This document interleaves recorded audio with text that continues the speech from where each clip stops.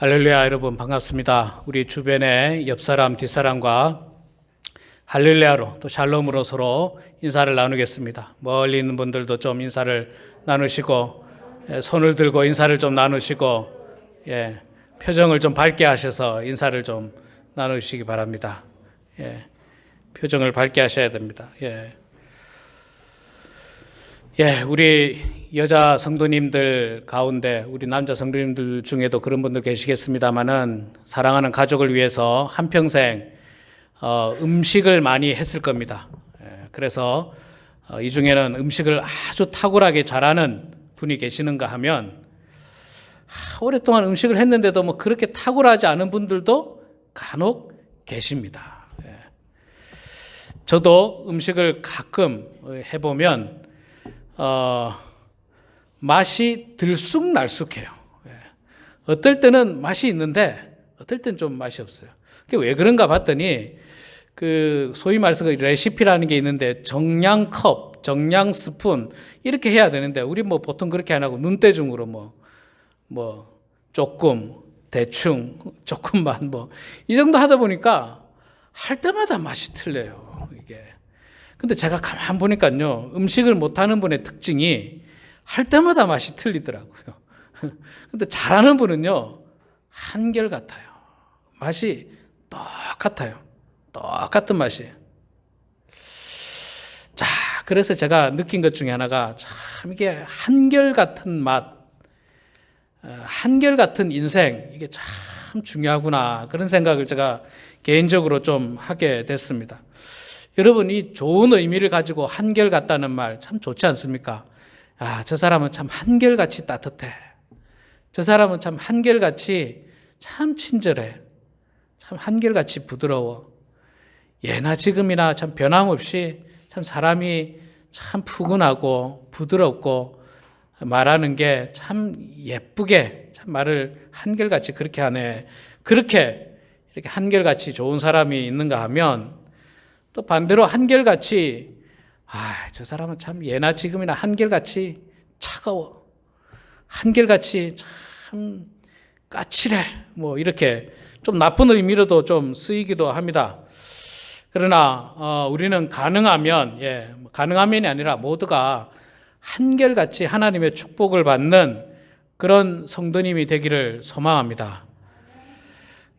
한결같이 아멘 하시는 분이 계시고 한결같이 아멘 안 하시는 분이 계시고, 다시 한 번만 제가 더 해보겠습니다. 여기에 모인 모든 분들이 한결같이 건강하시고 또 한결같이 하나님의 은혜가 풍성하기를 주의 이름으로 축원합니다. 이제 앞으로 우리 좀 한결같이 아멘 이렇게 좀 하나님께 화답을 합시다. 하나님 아멘 찬양을 부르고 또 아멘 기도를 하고 또 아멘. 이때까지 아멘 안 했는데 나는 한결같이 안 하렵니다. 그거는 나쁜 쪽으로, 안 좋은 쪽으로 한결같은 거고, 여러분 좋은 쪽으로 한결같은 여러분이 되길 바랍니다. 사람이 이렇게 한결같이 좋은 사람이 돼야 되는데, 우리가 지난주부터 왕을 보고 있지 않습니까? 솔로몬 왕을 보고 있습니다. 솔로몬 왕이 한결같이 훌륭한 왕, 한결같이 신앙적인 왕, 한결같이 좋은 왕이었으면 좋았을 텐데, 근데 그렇지 못했어요. 한결같이 못했습니다. 그런데 솔로몬, 제가 지난주에 열왕기상 3장을 이야기했거든요. 3장이 이제 왕이 된 초창기입니다. 그리고 지금 오늘 11장이잖아요. 11장은 나이가 많이 들었을 때예요. 4장부터 10장까지 그 사이에 보면 솔로몬의 인생의 전체적인 인생이라고 볼 수 있는데, 사실 솔로몬의 인생은 늙기 전까지 비교적 인생 전체가 한결같이 좋은 사람이었어요. 제가 지금 중간에 다 빼먹었습니다만은 4장, 5장, 6장 훌륭한 솔로몬의 모습이 나타납니다. 그 제가 다 생략을 했어요. 그 사이에 무슨 일이 있었습니까? 왕궁도 지었고 하나님 명령 따라 성전을 지었어요. 성전을 지었던 사람이 솔로몬입니다. 그 안에 솔로몬의 지혜가 나오죠. 여러분 솔로몬의 훌륭한 지혜 생각나십니까? 두 여인이 와서 애 하나 두고 서로 자기 애라고 이야기했을 때 솔로몬이 정말 지혜로운 판결하지 않습니까? 아이를 반으로 갈라라. 그래서 반반씩 나눠주라. 그러니까 진짜 엄마는 하지 말라고 그러고 가짜 엄마는 반 잘라주십시오. 하여간 3장 이후부터 10장까지 보면 솔로몬은요 훌륭한 왕이었어요. 지혜로운 왕이었어요. 하나님의 축복받는 왕이었어요.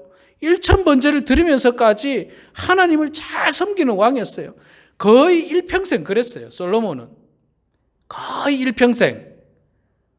그런데 오늘 본문 11장의 말씀은요 몇 살 때냐 잘 모르겠지만 4절에 보면 이런 표현이 있습니다. 솔로몬의 나이가 많을 때에. 솔로몬의 나이가 많을 때. 그러니까 아마 비교적 나이가 이제 뭐 많을 때, 지금으로 하면 몇 살쯤이라고 우리 볼 수 있을까요? 한 70, 80? 뭐 이 정도쯤, 뭐 하여튼 그 정도 나이가 많을 때. 그러니까 솔로몬은 20대 때 아마 왕이 됐을 거로 추측을 하는데 한평생 훌륭한 왕이었어요. 50년 하여간 엄청나게 훌륭한 왕이었어요. 신앙적으로나 정치적으로나 왕으로서나 하나 부족함이 없는 훌륭한 왕이었는데 문제는 나이가 들었을 때. 자, 이게 참 문제입니다. 자, 나이가 들었을 때 무슨 일이 있었습니까? 이게 지금 1절, 2절, 3절에 나오는데 바로의 딸 외에도 이방의 많은 여인을 사랑하게 됐죠. 사랑이 많은 사람이었나 봐요. 이방의 많은 여인을 사랑했는데 하나님께서 그렇게 하지 말라고 했잖아요. 이방 여인과 서로 결혼하지 말라. 그런데 하나님께서 이방 여인과 결혼하지 말라는 이유는 여러분 다른 민족이니까 결혼하지 말라 이런 뜻이 아닙니다. 분명히 뜻이 있어요. 여기 2절에 나오지 않습니까? 왜 그들과 결혼하지 말라고 했느냐면 너희는 그들과 서로 통혼하지 말라. 그들도 너희와 서로 통혼하지 말게 하라. 그들이 반드시 너희 마음을 돌려 그들의 신들을 따르게 할 것이니까 결혼하지 말라고 했어요. 그들과. 그런데 그 바로의 딸은 제외가 됐어요. 아마 바로의 딸은 우상을 안 가지고 오는 어떤 뭘 하고 결혼을 했다든지 그랬는지 모르겠어요. 그랬는데 어쨌든 그 후에 주변에 모압, 암몬, 에돔, 시돈, 헷 여기에 다양한 여인들을 사랑하고 그들과 결혼을 한 것 같습니다. 몇 사람과 결혼했을까요? 무려 왕은 후궁이 700명이요 첩이 300명이라. 여러분 동서고금을 막론하고 왕이 후궁이 있는 것은 보통의 일입니다. 특별한 일은 아니에요. 우리나라 조선왕조에도 보면 왕이 부인이 한 명인 사람이 없습니다. 다 많죠. 제일 많은 왕이 태종 이방원이었죠. 아내가 한 명이었고 후궁이 11명이었습니다. 12명. 12남 17녀를 뒀어요. 제일 많은 자녀를 뒀는데 그중에 셋째 아들이 세종대왕이죠. 두 번째 연산군의 아버지인 성종이 또 11명인가 12명의 아내를 맞이하게 됩니다. 첫 번째 아내가 일찍 죽고 두 번째 아내가 패비윤 씨고 세 번째 아내 그리고 나머지 7명, 8명의 후궁들을 맞이하고 이렇게 왕들은 이렇게 둡니다. 우리나라에서 기록에 의해서 제일 많은 후궁을 둔 왕은 그 고려시대 태조 왕건입니다. 왕건. 약 29명의 부인을 둡니다. 29명의 부인. 그렇게 많은 부인을 둬도 솔로몬은 지금 몇 명이라고요? 이건 비교가 안 될 정도의 어마어마한 숫자예요. 어마어마한 숫자. 여러분 오늘 제가 여러분들에게 성경보기를 다 넣어드렸죠. 성경보기 지금 뭐 하고 있는지 아십니까? 이번 주가 아가서예요. 아가서를 누가 기록했습니까? 솔로몬이 기록했죠. 솔로몬이 기록했는데 그 아가서 문제에 있습니다. 거기 문제에 보면 제가 거기 그렇게 해놨어요. 솔로몬이 후궁이 몇 명이고 첩이 몇 명이었느냐 하는 질문이 있어요. 그런데 그 아가서에 보면요. 몇 명이라고 나오느냐 하면 제가 답을 가르쳐 드릴게요. 몇 명이라고 나오냐면 60명, 70명이에요. 그 말은 무슨 말이냐면 아가서를 기록할 당시에는 솔로몬이 젊을 때입니다. 젊을 때. 왕이 되고 얼마 안 돼서 술람미 여인을 사랑하는 초창기의 왕의 모습인데 그때 70명이었어요. 그런데 지금은 나이가 많을 때라고 했죠? 나이가 많을 때에 몇 명이라고요? 1000명이 됐어요. 1000명. 1,000명. 제가 주변에 애굽이라든지 다른 나라도 한번 찾아봤어요. 다른 나라도 몇백 명 수준이더라고요. 제일 많은 왕들이 몇백 명 수준이지 1,000명을 넘어가는 왕을 쉽게 보기가 어려웠습니다. 그만큼 솔로몬 왕이 일단 부유했고 그 다음에 강력한 힘을 가지고 있었어요. 그래서 이쯤 되면 주변에 있는 나라들의 왕들이 자기 딸을 그냥 말하자면 갖다 바치는 거예요. 그러면서 정략적인 결혼을 맺고 이런 뿐만 아니라 솔로몬도 성적인 욕심이 있을 수도 있겠죠. 그러다 보니까 이렇게 무려 1,000명이라고 하는 엄청나게 많은 이 후궁을 맞이하게 됩니다. 자, 그러나 하나님께서 예상을 했듯이 이렇게 많은 여인과 이방 여인과 결혼을 하게 되면 어떤 문제가 생긴다고요? 그들의 신들을 데리고 올 것이다. 2절에 이야기했듯이 반드시 너희 마음을 돌려서 그들의 신들을 따르게 할 것이다 라고 하나님께서 말씀을 하셨습니다. 그런데도 솔로몬은 많은 여인과 결혼을 했고 결혼을 해서 그 여인들이 왕의 마음을 돌아서게 하였더라. 어디에게서요? 하나님으로부터 돌아서서 왕이여 내가 모시는 신이 있는데 아주 용합니다. 그 신에게 제사 한번 지내줘. 그 신 이름이 뭐냐면요 아스타롯이라는 신입니다. 밀곰이라고 하는 신입니다. 또 그모스라고 하는 신입니다. 여자들이 자꾸 왕한테 이야기했겠죠. 왕이여 그 여호와 말고 있잖아요. 요즘 잘 나가는 신이 있어요. 이런 신을 따릅시다. 그렇게 아마 이야기를 한 것 같습니다. 자, 그런데 이거를 앞서 말씀드렸듯이 여러분, 솔로몬 왕이 젊었을 때에는 왜 이 문제가 안 생겼을까요? 그때도 아까 말했던 60명, 70명이라고 제가 이야기했죠. 후궁들이. 그런데 왜 이 문제가 안 생겼을까요?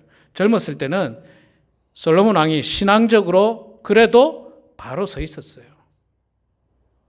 나는 여호와 하나님을 섬긴다. 하나님 외에 다른 우상은 나는 제사 지내지 않는다. 단호하고 분명했을 겁니다. 그래서 문제가 없었어요.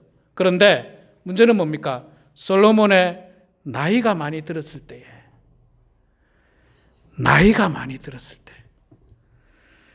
여러분, 나이가 많이 들면, 제가 나이가 아직도 여러분에 비해서 많이 안 들어봐서 모르겠습니다만은, 보통의 경우 나이가 많이 들면 마음이 좀 약해집니다. 마음이 좀 약해져요. 조금 너그러워지고 관대해집니다. 그런데 이 너그럽고 관대해지는 게 좋은 쪽으로 그러면 되는데, 받아들여서는 안 될 것까지도 받아들이게 되는 거예요.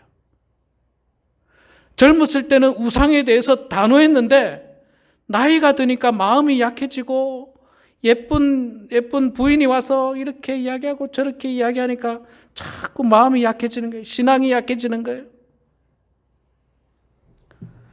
여러분 혹시 여러분은 젊었을 때에 비해서 마음이 약해지지 않으셨나요?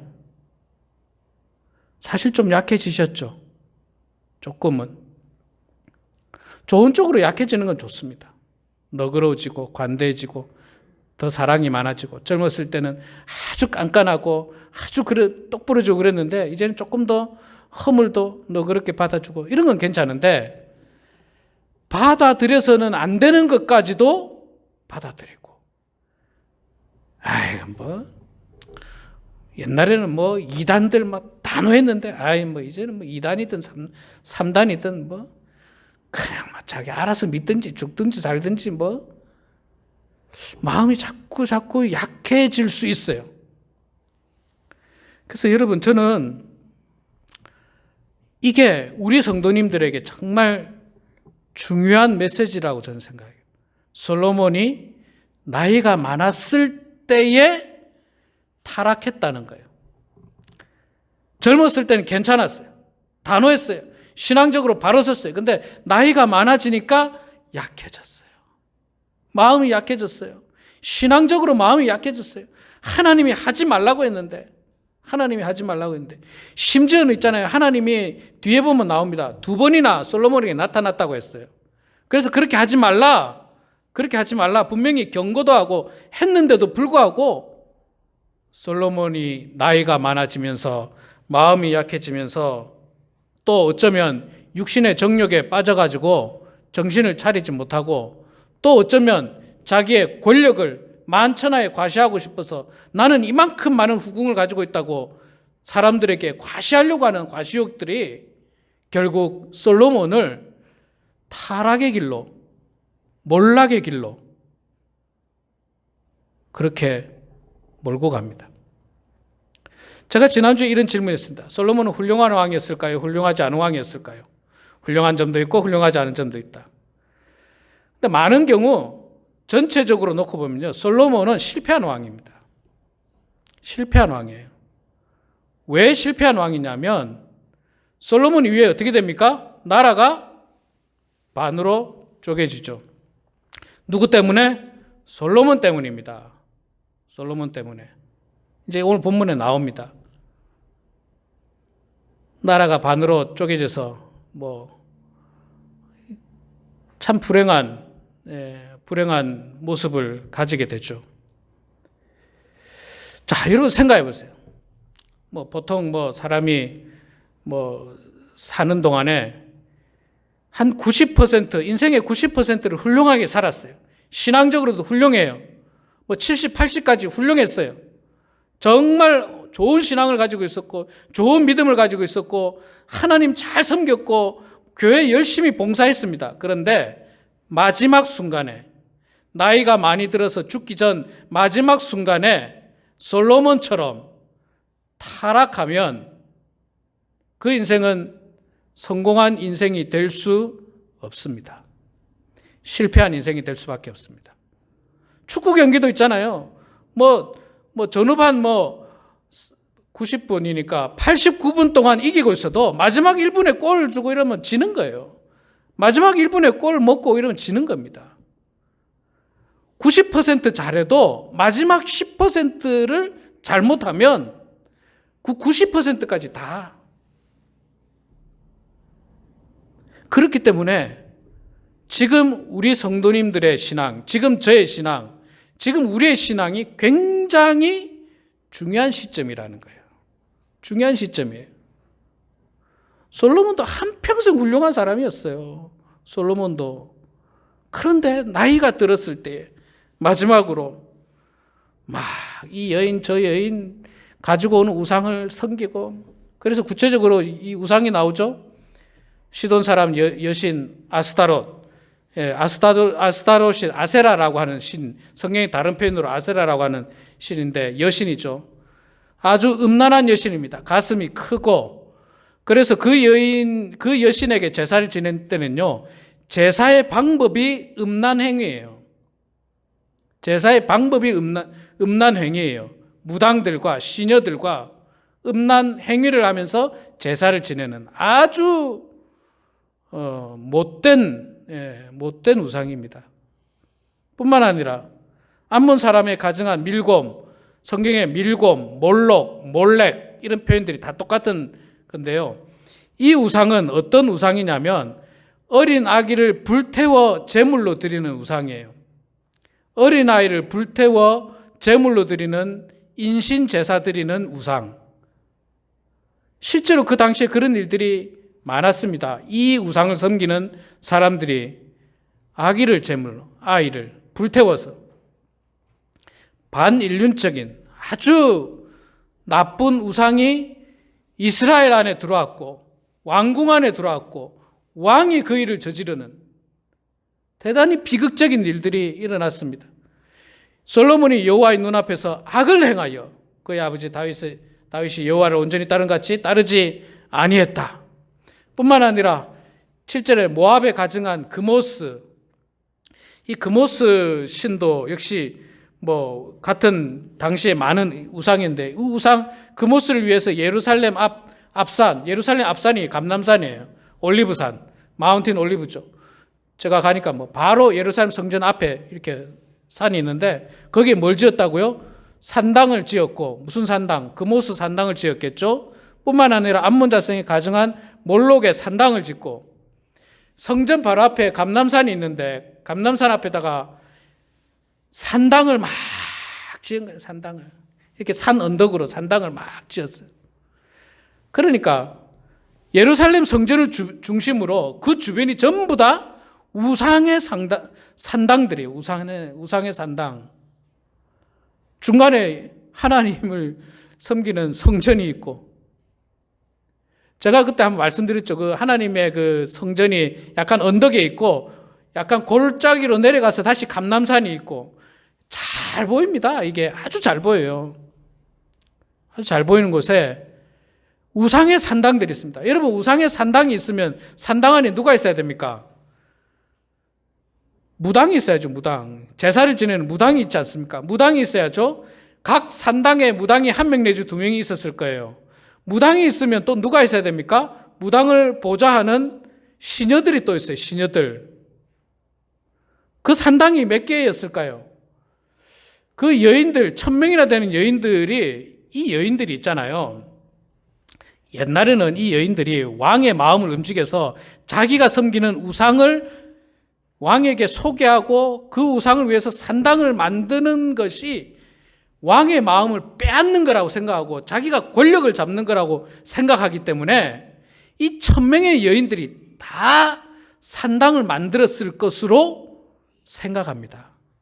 그리고 그 여인이 산당에 가서 무당에게 왕이 오늘 밤에 나에게 오게 해달라고 빌고, 왕의 마음이 나에게 있게 해달라고 빌고, 이거는 예루살렘에도 이스라엘도 그렇지만 옛날에 우리나라 고려시대 그 전에도 똑같아요. 여러분 사극들 보세요.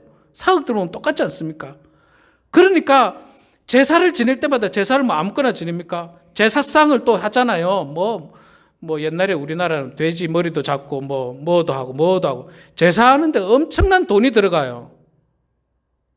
1000명의 여인들이 1000명의 산당을 짓고 1000명의 무당과 수천 명의 시녀들과 함께 예루살렘 중심 주변으로 전부 다 우상이 득실득실했어요. 득실득실. 하나님께서 세우신 그 이스라엘, 그 솔로몬의 아버지 다윗을 통하여서 하나님께서 그렇게 축복했던 이스라엘, 또 솔로몬에 와서도 솔로몬이 젊었을 때까지만 해도 그렇게 하나님이 축복한 이스라엘, 정말 강대한 나라를 만들어주고 부유한 나라를 만들어주고 엄청나게 모든 것들을 채워줬는데 그 부유함을 가지고 뭘 했다고요? 산당을 만들고 무당을 양성하고 뭘 만들고. 이거 하나님이 화가 나도 머리 끝까지 났을 거예요. 머리 끝까지. 그래서 그런 일들이 있었어요. 예, 그런 일들이. 솔로몬 왕이 그랬어요. 솔로몬 왕이. 언제? 나이 많이 들었을 때. 나이 많이 들었을 때. 이게 아주 가끔, 저도 이제 훌륭한 목사님들 이렇게 설교를 듣는다든지 그들의 신앙을 본받고 책을 읽는데 아주 간혹 그 훌륭한 목사님들 가운데도 나이가 들어서 신앙이 약간 변하는 분들이 계시더라고요. 젊었을 때 그 정말 하나님을 향한 훌륭한 신앙에서 뭔가 조금씩 변해요. 조금씩 변해요. 마음이 약해졌는지 믿음이 약해졌는지 조금 변하는 거예요. 타락까지라고는 말하고 싶지 않지만 자꾸 변하는 거예요. 그런데 우리 성도님들도 그럴 가능성이 많습니다. 특히 부유하면 더 조심해야 돼요. 부유하면 돈이 많아지고 막 다 잘 되면, 여러분 마이크로소프트의 빌 게이츠 보셨지 않습니까? 최근에 이혼했는데 막 폭로가 나오잖아요. 부인이 이야기하는데 얼마나 음란한 행동을 했어요. 뭐 바람도 피우고 뭐 그냥 음란한 행동을 하고, 그러니까 자식들이 다 돌아섰어요. 아버지로부터 다 돌아섰어요. 본인도 인정했으니까 제가 하는 말입니다. 빌 게이츠도 스스로도 자기가 바람 피웠다, 불륜을 저질렀다 인정했으니까요. 왜 그럴까요? 돈이 그 사람이 뭐 얼마나 많습니까? 돈이 얼마나 많습니까? 돈이. 이 부유함을 우리 정말 조심해야 돼요. 어떻게 보면 부유해서 타락하는 것보다 가난해서 온전하게 사는 게 훨씬 더 하나님 앞에 축복이에요.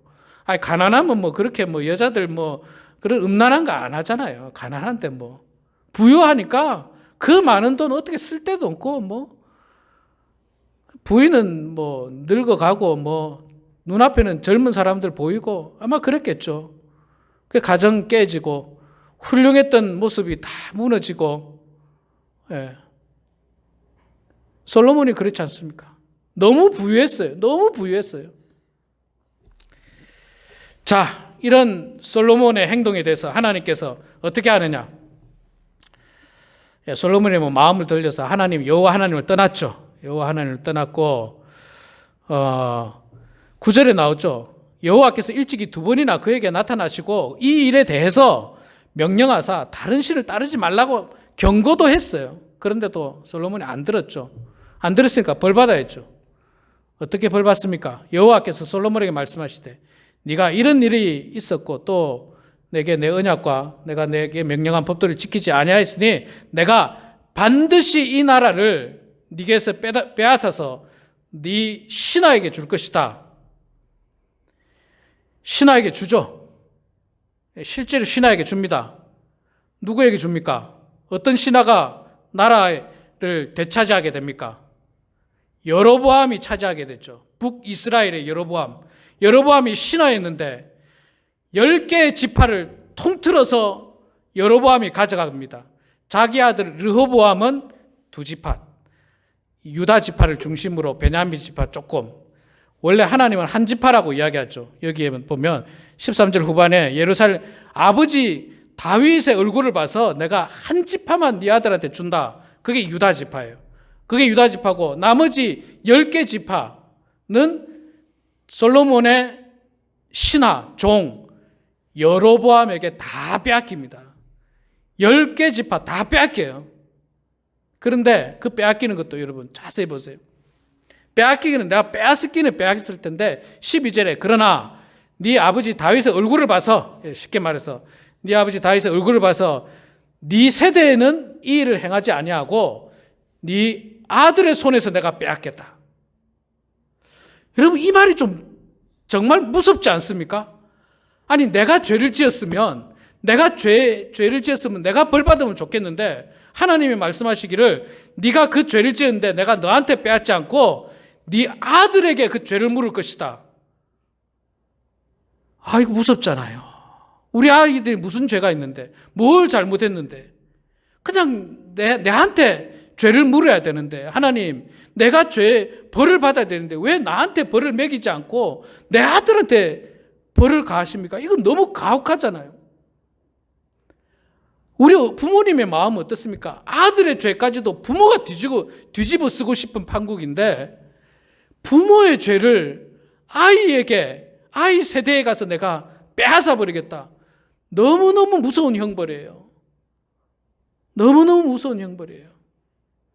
여러분 만약에 여러분들이 뭔가 잘못해서 하나님께서 내가 너한테 벌 내리지 않고 네 자녀에게 내가 벌을 내리마. 이거 얼마나 무서운 벌입니까? 하나님 내가 그 벌 다 안고 내가 가겠습니다. 이게 우리 부모의 마음인데 하나님은 그거보다 더 무서운 벌을 내려요. 왜? 예루살렘 성전을 중심으로 온 천지 사방을 우상의 산당으로 만들어 놓고 무당의 소굴로 만들어 놓고 그냥 여기서 제사 저기서 제사 온갖 잡신들의 제사를 거룩한 하나님의 예루살렘 땅에다가 온갖 잡신의 제사를 저지르는 솔로몬을 하나님께서 용서하기가 어려웠어요. 용서하기 어려웠어요. 우리 나이가 많이 들었다지만 정신을 차려야죠. 정신을. 우리가 너그럽고 관대해져야 되지만 받아들이지 않는 것은 받아들이지 말아야죠.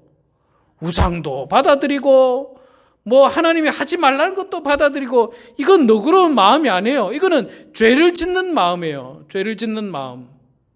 근데 이게 언제 일어났다고요? 나이가 많을 때에. 나이가 많을 때에. 여러분, 정말 나이가 많을 때에 사실 더욱 조심해야 됩니다. 더욱 조심해야 됩니다. 솔로몬의 인생의 대부분은요, 하나님 앞에서 신실하고 온전했습니다. 그는 다윗도 하지 못한 하나님의 집, 거룩한 성전을 짓는 큰 영광도 그는 얻었습니다. 하나님으로부터 지혜와 부귀와 영광과 모든 것을 얻은 엄청난 축복의 왕이었습니다. 그러나 그가 나이가 많아지면서 그는 죄를 짓기 시작합니다. 하나님이 하지 말라고 한 것도 그는 욕심에 이끌려서 그 유혹을 이기지 못해서 죄를 짓고 우상을 섬기기 시작하면서 결국에는 너무나도 큰 형벌을 받습니다. 그리고 그 아들 때에 가서 나라가 두 쪽으로 완전히 쪼개집니다. 완전히 쪼개져서 남쪽 이스라엘과 북쪽 이스라엘로 나뉘게 되는 큰 벌을 받습니다. 우리가 솔로몬의 인생을 보면서 정말 나이가 많을 때에 무엇을 조심해야 되는지 잘 생각해야 됩니다. 솔로몬은 여인에게 마음을 빼앗기고 우상에게 마음을 빼앗긴데 지금 여러분들의 마음을 빼앗고 있는 게 무엇인지 곰곰이 생각해 보십시오. 세상에 많은 물질 만능주의, 많은 세속주의, 미디어, 컴퓨터, 텔레비전, 취미생활 이런 것들에게 우리의 마음을 빼앗겨서 마지막 때에 죄를 지음으로 우리 인생이 몰락하는 그런 여러분이 아니라 마지막까지 최선을 다해서 하나님의 온전한 신앙을 가지고 축복받게 되는 그런 우리 모두가 되길 주의 이름으로 축원합니다. 기도하겠습니다. 거룩하시고 자비로우신 여호와 아버지 하나님, 은혜를 감사합니다. 저희들을 주님께서 사랑하여 주셔서 참으로 솔로몬 왕의 인생을 통해서 한평생 훌륭했지만 그 마지막이 잘못됨으로 말미암아 너무나도 안타까운 형벌을 받는 모습을 보았습니다. 아버지 하나님, 우리가 솔로몬의 이 인생을 보면서 본받을 것을 본받되 오늘 본문에 나오는 모습들 결단코 본받지 않도록 도와주시고, 나이가 많음에도 불구하고 여전히 우리의 정신은 깨어있고 빛이 청청하여서 신앙적으로 하나님 앞에 온전한 주의 성도들이 됨으로 말미암아 죄 짓지 않고 실수하지 않고 마지막까지 하나님께 영광 올려드리는 그런 우리 모두가 될 수 있도록 하나님 축복하여 주시옵소서. 감사드리며 예수님의 이름으로 기도드리옵나이다. 아멘.